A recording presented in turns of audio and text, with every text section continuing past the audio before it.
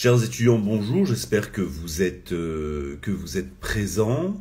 Donc, Subaru organise ce soir une nouvelle session de Soutenez que, cette fois qui va être consacrée au programme de l'examen d'entrée au CRFPA. Ce Soutenez que, c'est simplement d'indiquer Soutenez que le CRFPA sera plus accessible cette année par rapport aux autres années. Je débute cette fois avec bien évidemment cet aspect qui est ici un aspect qui est tout à fait important, puisque on a eu quelques précisions par la Commission nationale sur le programme justement de l'examen d'entrée au CRFPA, où avec ces certitudes que l'on a désormais, eh bien ça va être un élément qui est un élément essentiel. Alors je lance également le Facebook Live pour pouvoir ici communiquer le plus possible. Voilà ce qu'il en est. Et nous allons débuter cette session du Soutenez que de la façon ici la plus appropriée. Véritablement, il s'agit d'une année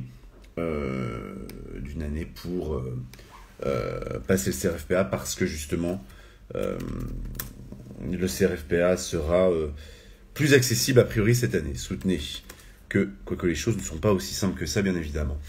Soutenez donc que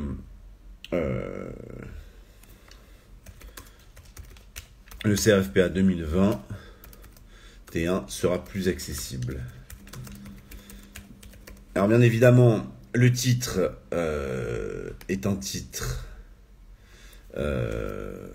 qui, bien évidemment, est un titre ici qui, c'est pas tant l'idée de véritablement faire quelque chose de provocateur, mais il y a quand même un élément qui est particulier, c'est-à-dire par rapport à l'élément de comparaison à proprement parler, ici, qui peut être justement quelque chose de tout à fait intéressant.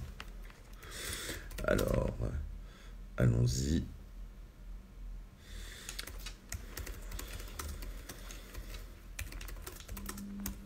On va évoquer donc les précisions qui ont été apportées par la Commission concernant l'examen 2021, qui sont des précisions tout à fait utiles. Mais on va aussi aborder d'autres aspects, et notamment plusieurs aspects que j'évoquerai également par la suite, qui sont des aspects très importants.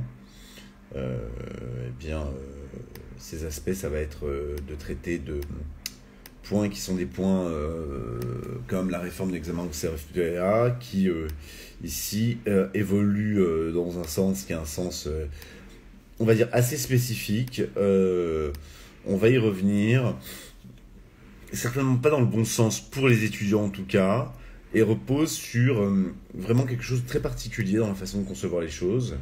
Et comme je vous l'ai dit, de toute façon, sont autant d'éléments sur lesquels on va revenir à proprement parler. Alors, chers étudiants, bonjour. Est-ce que le Facebook Live fonctionne également? Comme ça, on va pouvoir commencer nos différents éléments.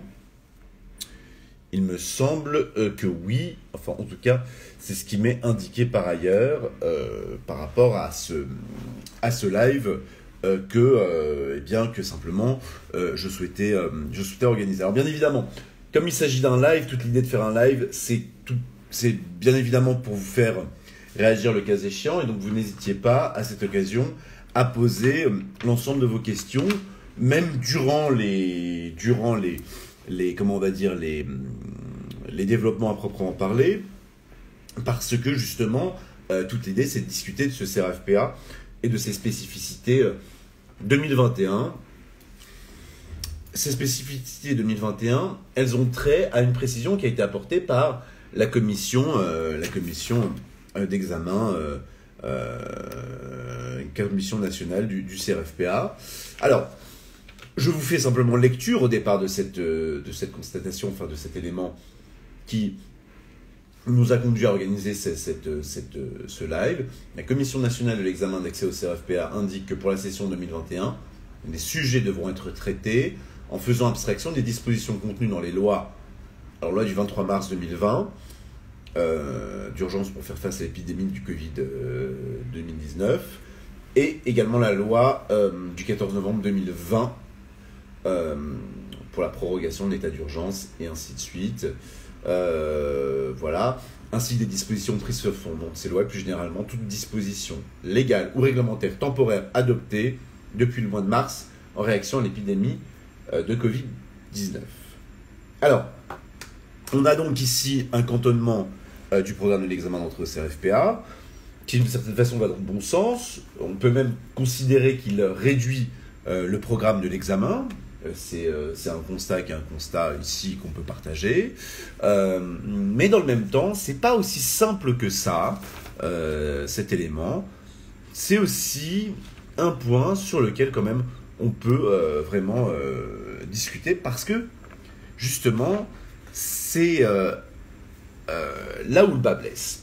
Pourquoi ? On a d'abord, ce sera la première partie, un cantonnement du programme lié à l'épidémie Covid-19. On voit bien, toute l'idée c'est de faire une mesure, de prendre une mesure qui soit considérée comme étant favorable aux étudiants qui passent l'examen du CRFPA. C'était une mesure attendue. Pour autant, la mesure, on peut la qualifier de défavorable à l'égard des futurs praticiens que nous sommes, mais aussi de façon générale à aussi la prévisibilité des sujets en eux-mêmes. Je m'expliquerai sur ce point-là, qui est un point un peu technique. Mais ensuite, surtout, cet allègement, plus combiné à quelque chose que nous attendons tous, c'est-à-dire la fin de cette pandémie, va conduire ici, très certainement, en 2022, à avoir un examen qui soit un examen relativement difficile. En tout cas, le programme sera nécessairement un petit peu plus élevé, puisqu'on aura les conséquences un petit peu de ces différents aspects, mais aussi qui va permettre de tenir compte d'un certain nombre d'éléments qui ont eu lieu concernant la promotion 2020. Promotion 2020 qui sera bien évidemment qui a soulevé quelques difficultés, on va dire, sur ce point-là, sur lesquelles nous allons revenir, et je partagerai par la suite. Alors, pour répondre à votre question, Léa, la vidéo sera-t-elle disponible en replay ? La vidéo sera disponible en replay. Celle qui est diffusée sur Instagram, simultanément, je suis sur Insta et sur Facebook, sera par la suite mise sur notre chaîne YouTube, et à ce titre-là sera partagée, bien évidemment, pas le plus possible, mais bon, je la diffuserai sur les différents réseaux de ce point de vue-là. Alors, que se passe-t-il justement par rapport à ça ? Une mesure qui est favorable aux étudiants, on restreint ici les dispositions en question, et ça touche quasiment toutes les matières, voire même toutes les matières vont être concernées par celle-ci. Pour ma part, bien évidemment, je vais évoquer essentiellement le pénal, toutes les infractions qui sont créées liées au confinement, au reconfinement, au re-reconfinement, plus les mesures qui seront annoncées demain par le président de la République. Ça va faire quand même un certain nombre de mesures qui sont justement délicates de ce point de vue-là, et qu'on va éviter. En plus de ça, en procédure pénale, il y avait vraiment une gageure à effectuer, c'est-à-dire la suspension des délais de prescription, où là, il s'agissait vraiment d'une épreuve de calcul, de savoir quand ça reprenait, de quelle façon cette suspension prenait, et pour la computation des calculs à proprement parler, quel était le nombre de jours à retrancher exactement. Donc quelque chose qui est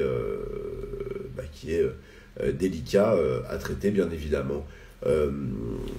En ne prenant pas en compte cette commission, ces dispositions-là, néanmoins, on est face à une mesure qui est favorable, puisque le programme va être moins étendu.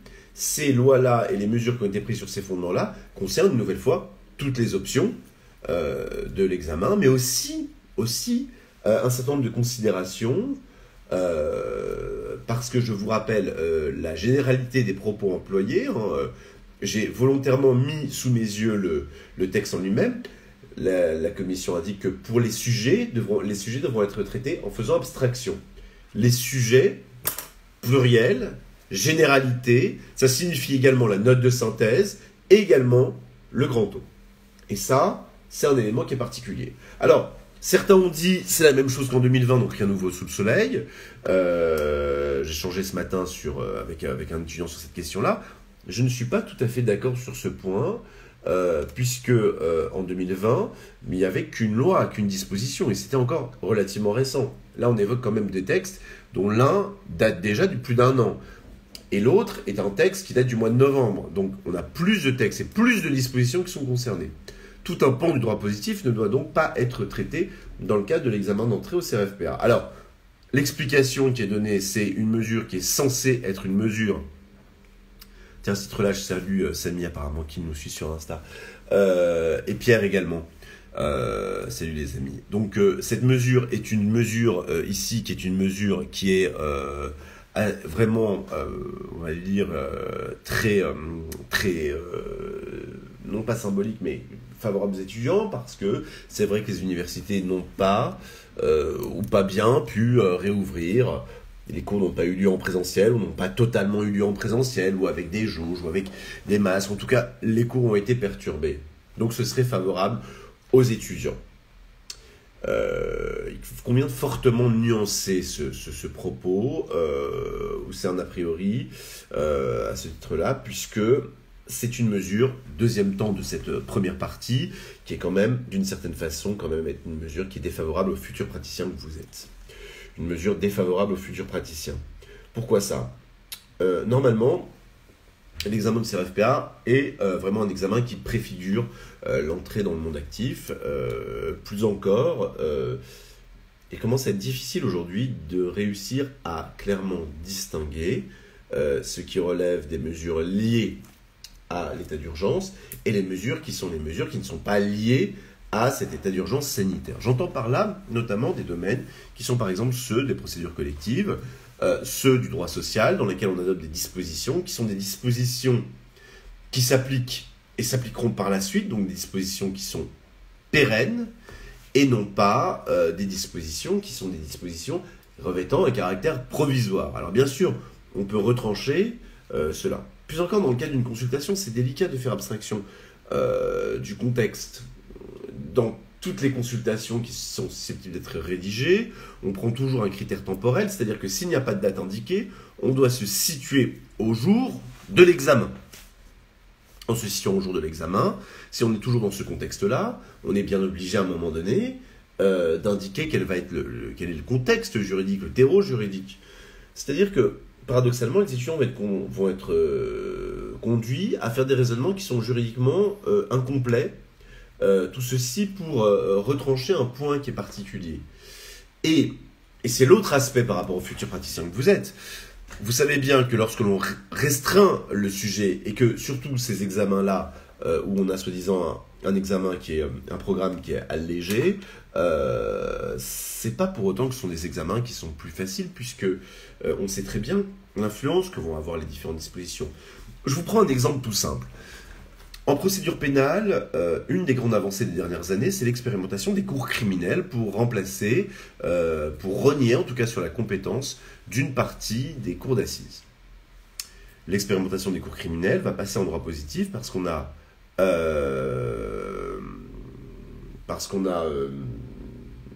justement une expérimentation qui a dû être accélérée en raison de la pandémie.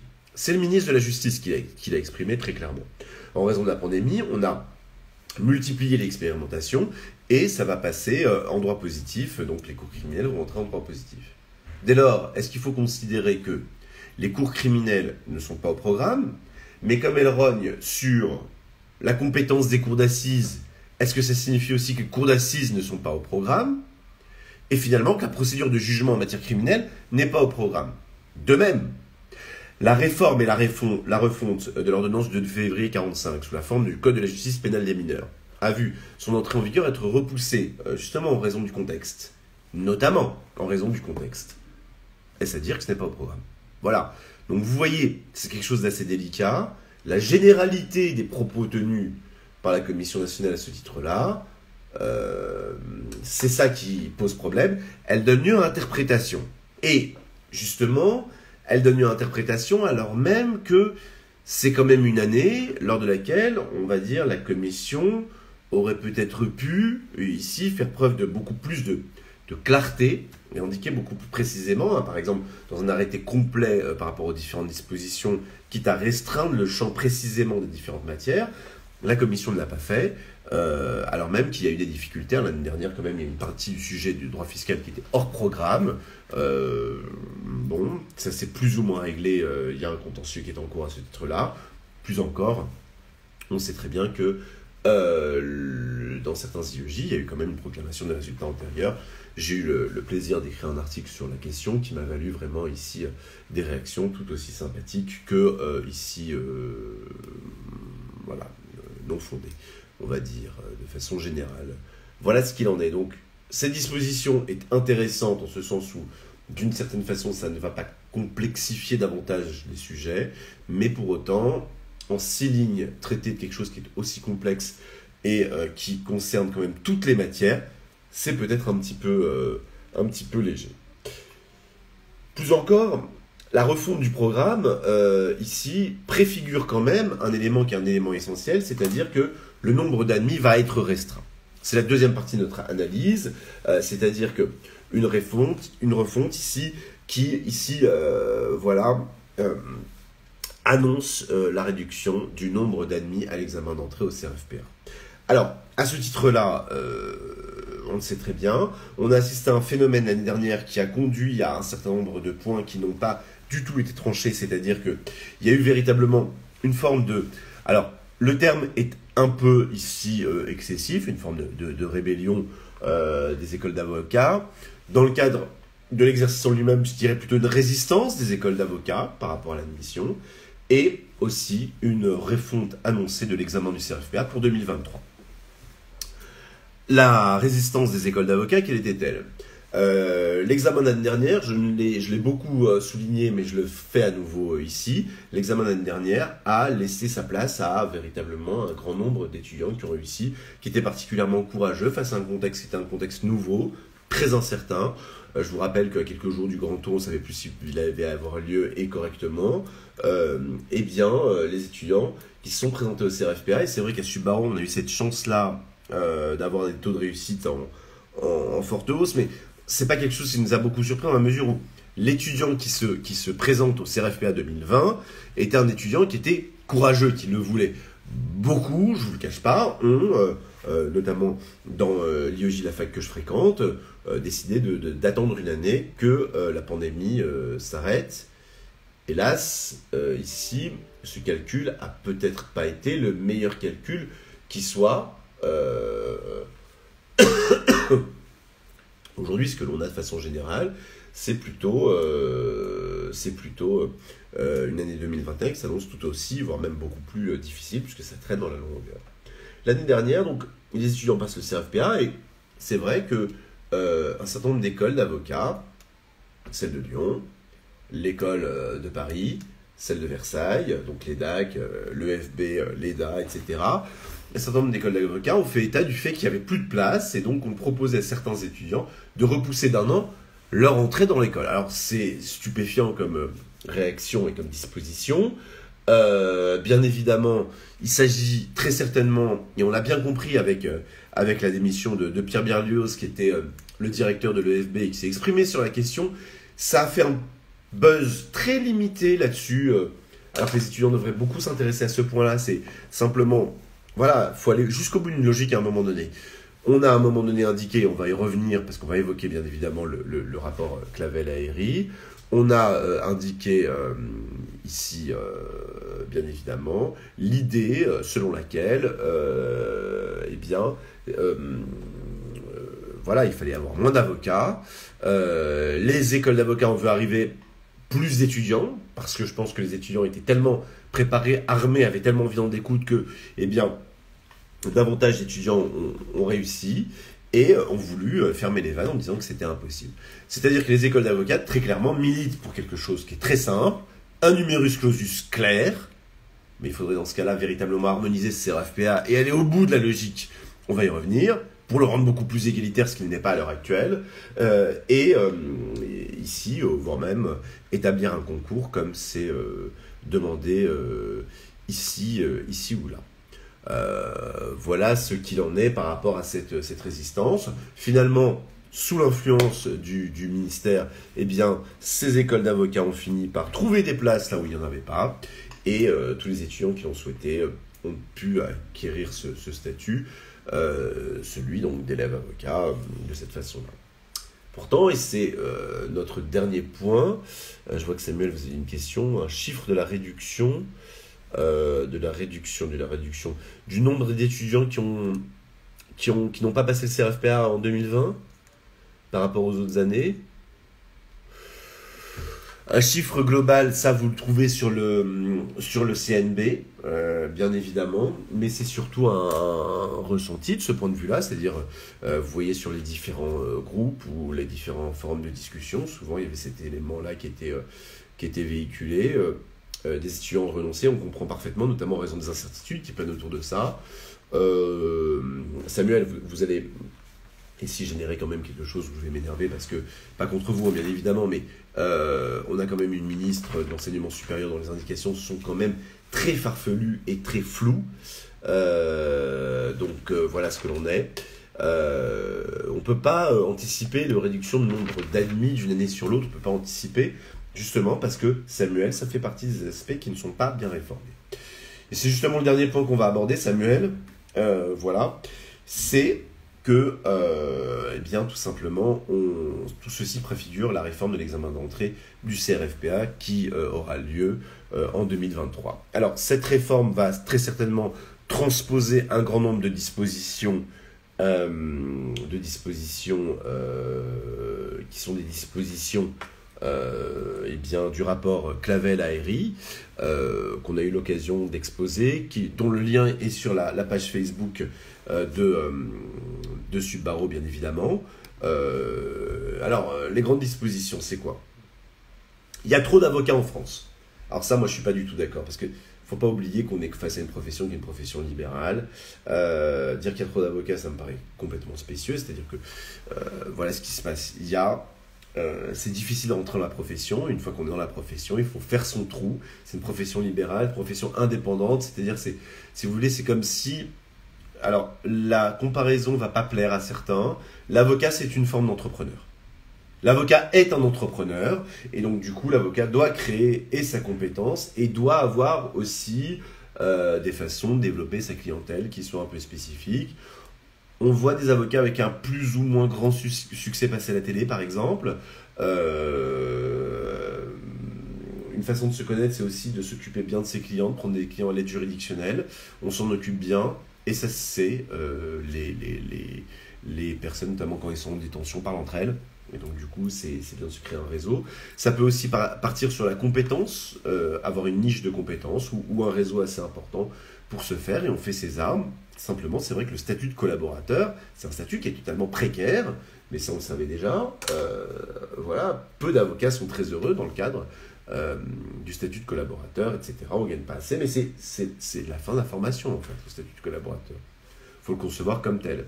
Et bien évidemment, les avocats un peu âgés, voyant arriver les nouveaux avocats qui donnent des cours, sont présents sur les réseaux sociaux, font... Alors ça, moi je suis pas fan, mais c'est une question générationnelle ici. J'ai un de mes étudiants justement qui a lancé un TikTok par rapport à ses études de droit et à tout le reste. Mais pourquoi pas, hein, c'est quelque chose de bien. Présence sur les réseaux sociaux, quand elle est un peu calculée, elle est particulièrement utile. Donc le fait qu'il y ait trop d'avocats... Même Camille Aéry, qui a rédigé le rapport, dans son précédent rapport sur l'avenir de la profession d'avocat, établissait que la profession s'était plus enrichie que le reste de la France au cours des dernières années. Donc c'est un point qui est discutable de ce point de vue-là. Mais c'est vrai que c'est perçu comme tel. Pourquoi? Parce que beaucoup d'avocats abandonnent la profession. Pourquoi aussi? Parce que c'est vrai qu'il y a par exemple trop d'avocats généralistes sur des matières comme affaires, civiles ou pénales, sur certaines régions, et la région parisienne pour être précis, mais que par exemple dans la Creuse ou dans l'Aube, qui sont de très belles régions également, là par contre, il y a des besoins juridiques qui sont différents, et justement on peut créer sa propre compétence à ce titre-là.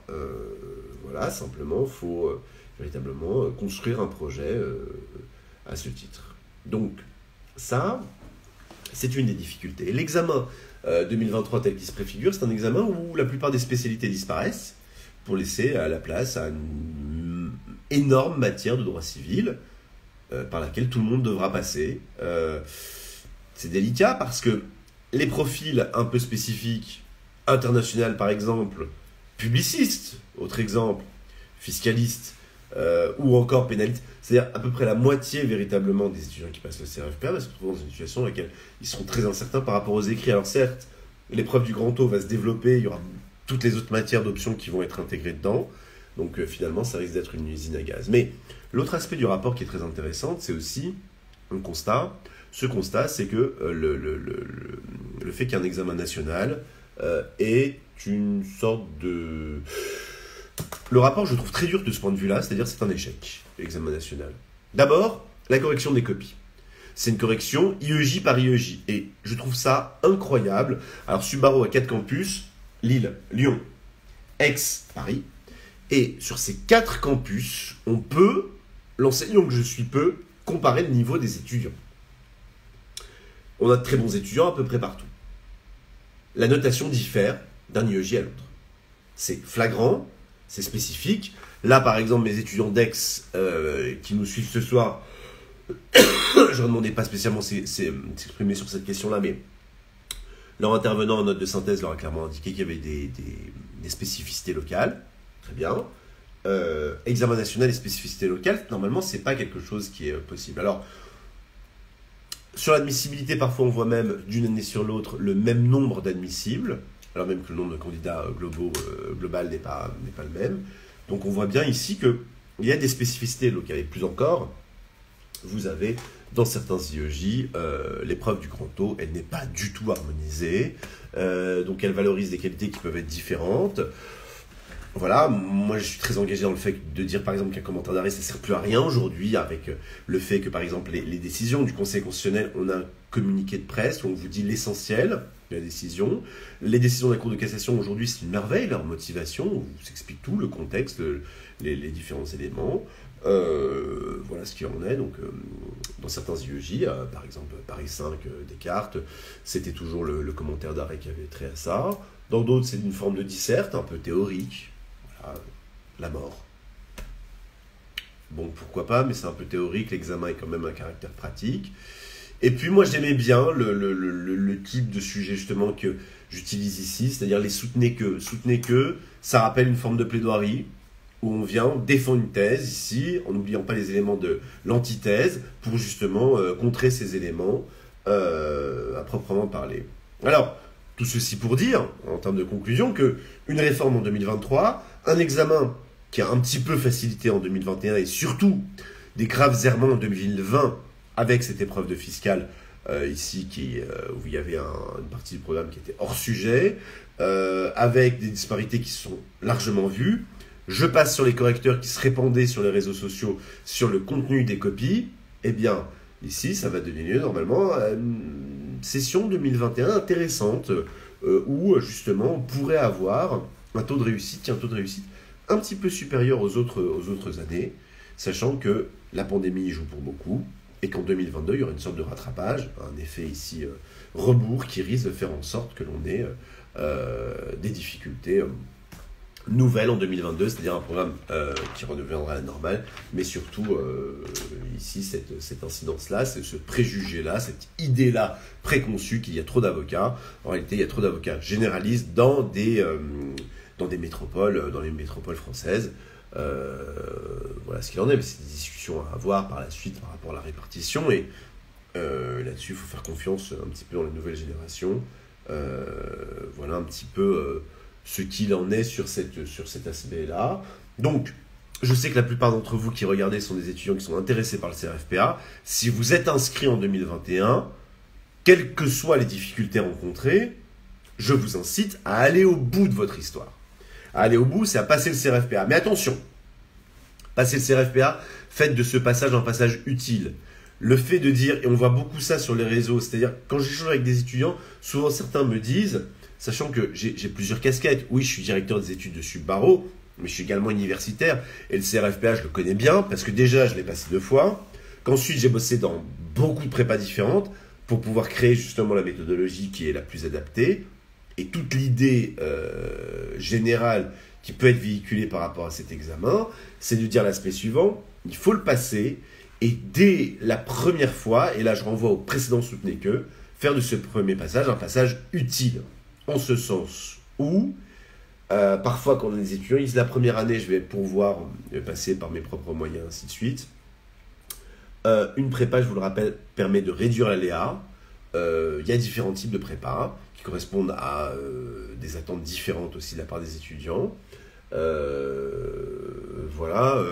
À SUP, qu'est-ce que je pourrais vous dire sur SUP de ce point de vue-là? À SUP, l'idée, c'est d'un accompagnement qui est un accompagnement quand même assez poussé, avec des séances d'encadrement. Là, il y a quelques jours, on a fait le deuxième point d'étape pour les étudiants de la préparation annuelle. Ils ont souhaité qu'un groupe WhatsApp soit créé. Ils gèrent ce groupe WhatsApp sur lequel ils échangent un certain nombre d'éléments. Et on va commencer nos premiers entretiens pédagogiques parce que le mois d'avril est un mois très important pour justement la préparation de l'examen à proprement parler. Il faut inciter les étudiants à composer très régulièrement. Et la période estivale est une période où on peut composer. Les prépas, ce qu'il faut bien comprendre, c'est que si elles fonctionnent, et si elles fonctionnent aussi bien, notamment pendant la période estivale, c'est parce que les universités proposent pas grand-chose pendant cette période.